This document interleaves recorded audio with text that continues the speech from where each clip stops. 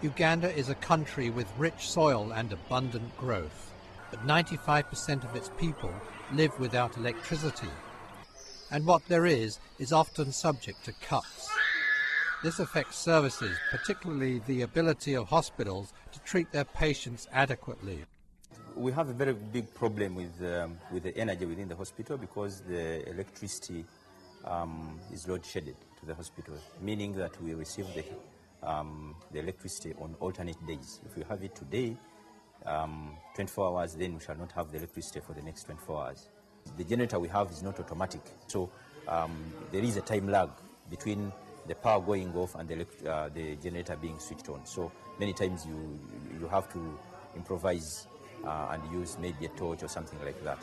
It also affects business. Flowers, a strong export product, need cooling to arrive in good shape. If our flowers are not kept cold immediately after coming out of the greenhouses, of course the opening stage is not the same, and our flowers are rejected by the market. But plans are afoot to expand the electricity grid, especially in rural areas, with new loans from the World Bank. The bank is supporting this by an ongoing program called Energy for Rural Transformation. This strategy calls for providing access to electricity to about 10% of the population within 10 years. Biodairy in Wakizo district is already benefiting from a new supply.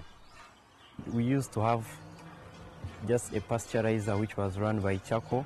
We now have a cooler of 600 liters per day, so we are able to preserve our milk from the farm for 1 or 2 days until we can process it or sell it off. But full expansion will be limited unless new investment and new methods are introduced.